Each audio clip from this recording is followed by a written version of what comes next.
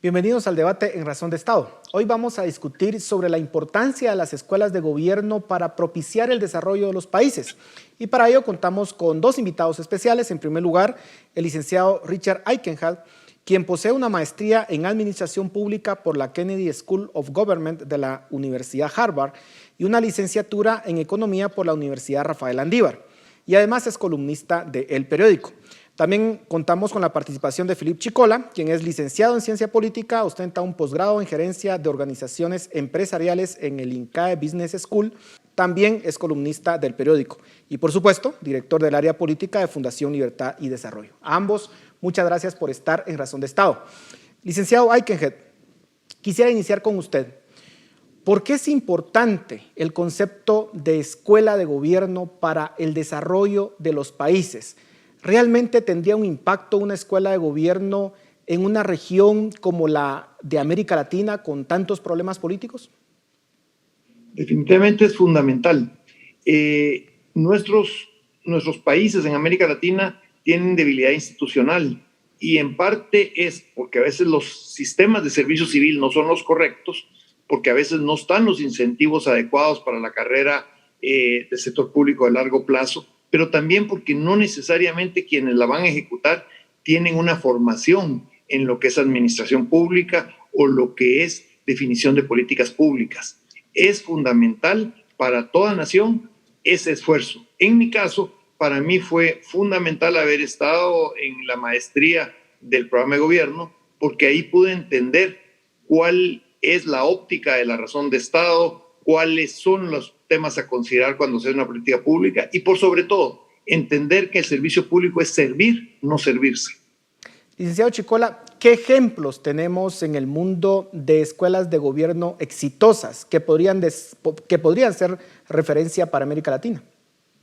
Bueno, hay una enorme cantidad de escuelas de gobierno de referencia que creo que podemos reseñar. Por ejemplo, la Kennedy School of Government de la Universidad de Harvard es probablemente el referente para Estados Unidos, pero también a nivel global. La cantidad de presidentes, ministros, secretarios, jueces, congresistas de diversos países del mundo que han estudiado sus estudios de posgrado en la Kennedy School of Government de Harvard es la que la coloca, digamos, en el top of mind.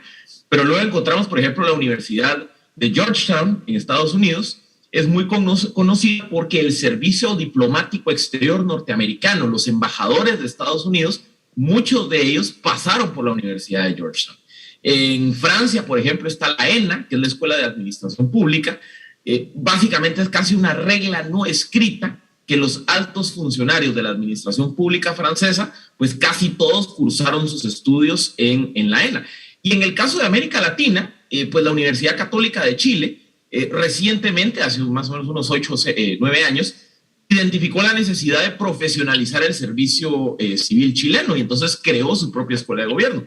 Y guardando un poquito las distancias, en Costa Rica es muy común que el alto funcionariado del Ministerio de Finanzas y de la Secretaría de Economía costarricense son egresados de ENCAE. Entonces, ahí hay un grupo muy amplio y diverso de casos de escuelas de gobierno o de escuelas superiores que han servido, digamos, como una plataforma de formación para el servicio civil de muchos de los países exitosos a nivel global y a nivel regional particularmente. Licenciado Aikenhead, pero hay quienes cuestionan y dicen que no es necesario una escuela de gobierno porque las universidades pueden ofrecer formación general, formación incluso para negocios, y que la lógica de negocios puede aplicarse para la lógica de gobierno. ¿Es sensato ese punto?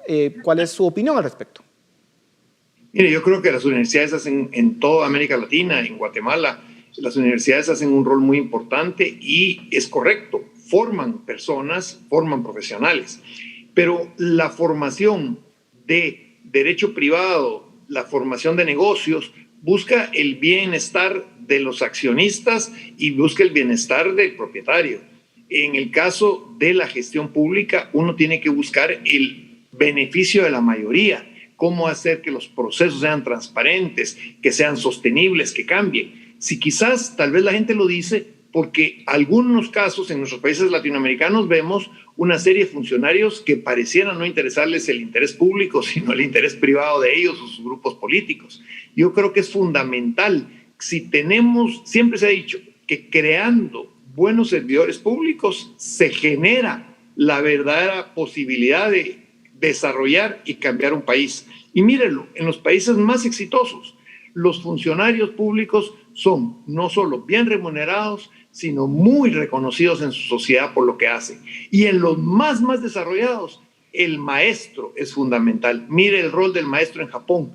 Es un ejemplo de lo que se entiende que la enseñanza es fundamental para el desarrollo de nuestros países. Licenciado Chicola, pero si suponemos que se llegan a graduar una masa crítica considerable de estas escuelas de gobierno en América Latina, de funcionarios altamente preparados, necesariamente se garantiza que estas personas van a llegar al poder y una vez en el poder realmente podrán hacer los cambios que necesita América Latina. Vean, lo que pasa es que esto es un proceso integral, porque de nada me sirve formar capital humano de primer nivel si los incentivos legales, normativos, extralegales del sistema no promueven que este tipo de personas llegue a los altos cargos dentro del Estado. O sea, por eso es muy importante el tema de cómo hacer eficiente y funcional el sistema electoral, de tener un servicio civil meritocrático, moderno, de acuerdo a estándares globales internacionales. O sea, no solo se trata de formar al capital humano, sino también de ir desarrollando los incentivos institucionales para que este capital humano pueda entrar a la administración pública. Pero hay un elemento que yo quería añadir a la pregunta anterior. Algo que tienen las escuelas de gobierno es que también reconozcamos que hay dos grandes ramas de formación. Llamémosle la formación política, por un lado, y la formación técnica, que las dos son importantes en el Estado. Por formación política, ¿qué es? La formación de los líderes, de los que van a ser candidatos, de los que eventualmente van a ser presidentes, ministros, diputados. A ellos, obviamente, hay que fomentarles temas de valores, de entender, digamos, la razón de ser de principios de transparencia, Estado de Derecho, balances republicanos, etcétera, etcétera. Y aparte, la formación técnica para capacitar a ese funcionario, digamos, para educar y profesionalizar a ese funcionario que va a ser el servidor que hace caminar el andamiaje del Estado. Creo que ahí es donde también tenemos que entender que las escuelas de gobierno no solo nos sirven para tener funcionarios o servidores públicos de primer nivel, sino sobre todo, y creo que más importante aún, para tener políticos bien formados, bien preparados y sobre todo con una buena enseñanza y una buena base de valores. Pero, licenciado Weikenheld, pareciera que el mejor capital humano que existe en América Latina prefiere desarrollar su carrera en el sector privado y ven con cierto recelo el incorporarse al sector público, sobre todo porque puede tener un alto costo a nivel personal, familiar y, por supuesto, los salarios que se pagan en el sector público muchas veces no están acorde a lo que se paga en el sector privado. ¿Cómo lograr que el mejor capital humano de un país, de América Latina en particular, pueda tratar de entrar al gobierno o se vean atraídos por el servicio público?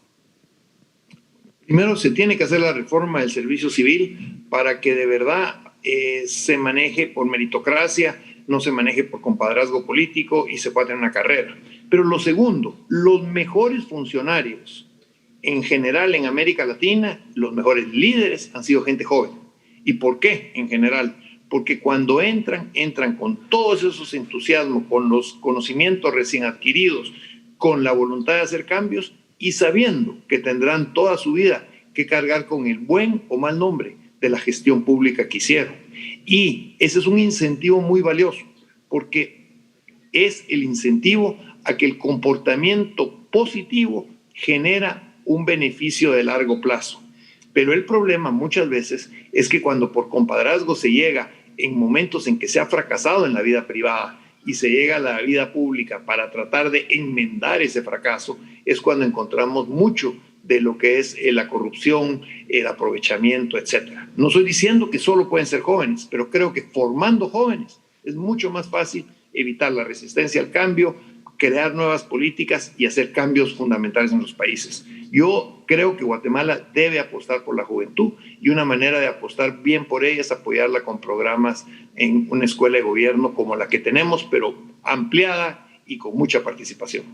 Licenciado Chicola, pero esto significa, ambos han mencionado que básicamente se necesita transformar el sistema, hacer ciertas reformas en el servicio civil, obviamente en el sistema político. ¿Hay que esperar entonces a hacer esos cambios para luego impulsar una escuela de gobierno? ¿O qué va primero, el huevo o la gallina? Digamos, en filosofía eso se le conoce como el dilema de Schlesinger. ¿Qué tiene que ir primero? Y en el caso de la política es un poquito más evidente. En el caso de la política creo que primero hay que empezar con la formación, porque al final del día partamos de una premisa: nadie corta la rama de la cual está parado. O sea, yo no puedo ir y pedirle a los diputados de hoy que se benefician del sistema de hoy que ellos cambien el sistema para quitar, digamos, todos esos beneficios irregulares y demás. Entonces, ¿qué tiene que pasar? Yo tengo que empezar formando una camada de servidores públicos, de líderes sociales, de líderes políticos con interés de entrar a la política, y conforme se vaya creando una masa crítica lo suficientemente grande que vaya entrando con las reglas del juego actual, porque eso sí hay que decir, hay que jugar con las reglas del juego actual, que vayan entrando a los puestos de poder y que desde ahí vayan encaminando las reformas institucionales para incentivar que más personas como ellos puedan llegar al sistema. Yo creo que ese es el orden, porque si nos quedamos cruzados de brazos esperando a que los actuales diputados modernicen el servicio civil, modernicen el sistema electoral, eso nunca va a pasar. Entonces yo creo que la resolución del dilema en el caso de la política es bien evidente, y es: necesito empezar a formar líderes políticos y tecnócratas que lleguen a los cargos y desde ahí hagan los cambios que tanto necesitamos. Licenciado Eichenheit, pero la lógica de alguien que estudia en una escuela de negocios es que lo hace porque espera un rendimiento en términos de los ingresos futuros, y por eso está dispuesto a pagar una cantidad considerable de dinero por ese posgrado en negocios. Pero cuando una persona decide el servicio público, se decanta por el servicio público, obviamente no podría esperar de alguna forma el mismo rendimiento que una escuela de negocios. Por tanto, el precio que muchas veces se cobra en las escuelas de gobierno, pues no es necesariamente el de mercado. De alguna forma consiguen una forma de financiamiento para que sea sostenible, algún tipo de subsidio, y muchas personas están dispuestas a financiar esos proyectos. ¿Hay alguna escuela de gobierno que funcione de forma distinta, que sea autosostenible? ¿O siempre se necesita de ese financiamiento de personas que quieran aportar? Definitivamente a menos de que exista una partida presupuestal que sería muy positiva para financiar becas para estudiantes que saquen carreras o maestrías en administración pública, en políticas públicas, en liderazgo social, sería fundamental hacerlas, y que la forma de repago de quien la haya tomado tenga que ser un periodo de 2 o 3 años obligatorios de servicio civil posterior. Y ya después, si quiere, que se quede en la carrera, pero que tenga que devolver lo que el Estado y fundaciones privadas o internacionales puedan estar aportando a los programas. Yo le puedo contar mi caso. Yo en mi caso tuve acceso a una beca y yo tenía el compromiso de regresar y trabajar en el país, ya sea en los medios de comunicación, porque había sido un área en la que yo había estado antes, o en el servicio público. Y yo regresé y opté por hacerlo en el servicio público, y recuerdo con mucho honor y con mucha alegría, digamos, el esfuerzo, el aprendizaje y lo que se pudo apoyar. Obviamente, somos todos partes de un proceso. Lo que nadie va a poder solo es hacer los cambios definitivos para el país. Pero es fundamental que sigamos apoyando este tipo de iniciativas, y yo creo que es un dinero muy bien invertido, y cambiamos personas, cambiamos instituciones y podemos cambiar países haciendo bien el trabajo de enseñar los métodos, los valores y el deseo de buscar esos cambios positivos para nuestros países. Ahora bien, tal vez solo para agregar rápidamente, vean, modelos de escuela de gobierno en el mundo, básicamente hay 4 de financiamiento de escuelas de gobierno. Las que se financian con dinero público, ya sea nacional o de cooperación, las que están vinculadas a universidades y por ende llamémosle la universidad subsidia, entre comillas, el déficit que genera la escuela de gobierno, el modelo que hablaba Richard de becas, digamos, que hay una institución con un precio de su maestría o de sus cursos, pero hay un bolsón de becas, ya sea público o privado, para acceder a ellas. Y el último, que es muy común, sobre todo en Estados Unidos, diría yo, es los modelos de escuelas que tienden padrinos, donantes, ya sean individuales, institucionales, empresariales, digamos, de actores de sociedad civil, etcétera, etcétera. O sea, esas son las 4 formas de financiar escuelas de gobierno. Reconozcamos que la escuela de gobierno, por su naturaleza, no va a ser autosuficiente, como ustedes ya lo decían. Entonces, realmente lo que hay que explorar, sobre todo para países como los nuestros de América Latina, hay que explorar el modelo de bolsones de becas que hablaba Richard, pero que sea un modelo robusto, bien financiado, donde haya amplias fuentes de financiamiento para que muchas personas puedan acceder a ellas, o el segundo modelo, que es cómo construir una base amplia de donantes para que una institución educativa deficitaria pueda operar a pesar de no ser rentable en términos financieros. Nos quedan pocos minutos, 2 minutos nada más, pero quisiera que pudiésemos discutir un tema importante. Muchos cuestionan el tema de una escuela de gobierno porque dicen que el funcionamiento del gobierno es independiente de la economía. Es decir, se puede tener una buena economía sin necesariamente tener un buen gobierno. Y no ven la necesidad de que se mejore el servicio público. El licenciado Aikenhead, ¿qué nos dice la historia? ¿Realmente es posible alcanzar el desarrollo sin tener un mínimo Estado que cuente con cierta eficiencia? ¿Qué nos dice la historia? La historia nos dice que no, que hay cortos periodos en los cuales uno puede tener una economía fuerte con una mala política, que pueden haber momentos en que por una debilidad estatal todo se tenga que hacer desde el lado privado, pero en el mediano plazo usted necesita que una sociedad, para ser exitosa, tenga un buen gobierno, no un gran gobierno, un buen gobierno, que significa que puede ser pequeño en sus áreas de actuación, pero muy firme y muy efectivo en las políticas y los programas que impulsa. No se trata de tener al gran gobierno, se trata de tener al buen gobierno. Y eso es lo que necesitamos y debemos de empujar. Yo pongo 2 ejemplos muy concretos. Hace más o menos 100 años, Max Weber identificó que uno de los elementos en común de las sociedades más desarrolladas a principios del siglo XX era tener burocracias técnicas y profesionales. Nadie está hablando del tamaño, está hablando de tener servidores públicos bien remunerados, bien preparados, con altos estándares de formación en los puestos clave de las instituciones públicas. Y 2, recordemos a Robinson y a Acemoglu, en ¿Por qué fracasan las naciones? Al final del día, lo que la investigación social, económica y política de los últimos años me dice es que una sociedad no puede construirse si no construye instituciones. Una sociedad no puede generar desarrollo sostenido de largo plazo si no tiene instituciones públicas que funcionen bien. El tema del tamaño ni siquiera es cuestión, es un tema de un buen funcionamiento.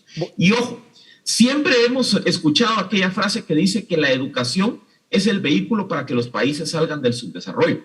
Y siempre cuando escuchamos esa frase, tendemos a pensar que estamos hablando de educar a las grandes mayorías, pero se nos olvida que tal vez deberíamos de empezar por educar a los tomadores de decisión de una sociedad. Y con esas palabras terminamos. Y ojalá que logremos construir en América Latina esas escuelas de gobierno que tanto necesitamos. A ustedes en casa, muchas gracias por su atención.